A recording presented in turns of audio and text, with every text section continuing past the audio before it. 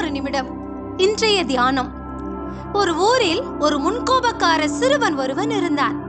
அவனது தகப்பனார் அவனுக்கு ஆணிகள் நிறைந்த பை ஒன்றை கொடுத்து, ஒவ்வொரு முறை அவன் தன் பொறுமையை இழந்து கோபப்படும் போது அவர்கள் வீட்டிற்கு பின் இருந்த பலகையில் ஒரு ஆணியை அடிக்கும்படி ஆலோசனை சொன்னார்.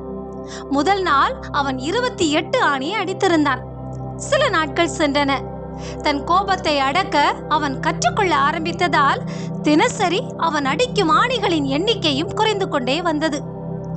ஆணியை எடுத்து வீட்டின் பின்புறம் போய் அடிப்பதை விட கோபத்தை அடக்குவது அவனுக்கு எளிதாயிருந்தது. தனது முன்னேற்றம் பற்றி அவன் தன் தகப்பனிடம் பெருமையாக சொல்லிக் கொண்டான். கடைசியாக அவன் கோபமே படாத நாள் ஒன்று வந்தது. நீ கோபப்படாத நாளில் ஒரு நாளுக்கு ஒரு ஆணியை அந்த பலகையில் இருந்து பிடுங்கி விடலாம் என்று ஆலோசனை தந்தார் அவனது அப்பா. நாட்கள் மறைந்தன. அவன் மனதில் இருந்த ஆணிகளைப் போல அந்த பலகையில் இருந்த ஆணிகள் எல்லாமே மறைந்து போனதை தன் தகப்பனிடம் அறிவித்தான். அவன் தகப்பன் அவன் கைகளை பிடித்து வெளியின் அருகே அழைத்து சென்றார். நல்லது, நீ நல்ல காரியம் செய்திருக்கிறாய் மகனே.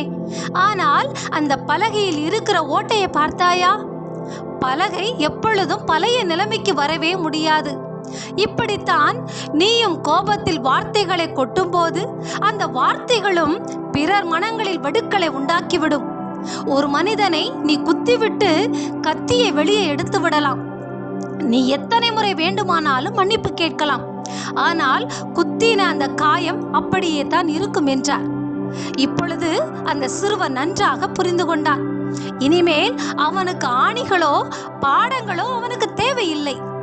பிரியமானவர்களே, வேதம் சொல்லுகிறது, கோபத்தை நெகிழ்ந்து உக்கிரத்தை விட்டுவிடு, பொல்லாப்பு செய்ய ஏதுவான எரிச்சல் உனக்கு வேண்டாம் என்று நாம் வாசிக்கிறோம். எனவே இதை கேட்கின்ற நமக்கும் ஆணிகளோ பாடங்களோ வேறு எந்த விளக்கங்களோ தேவையில்லை. ஆகவே கோபத்தை இன்றை விட்டு விடுவோமா?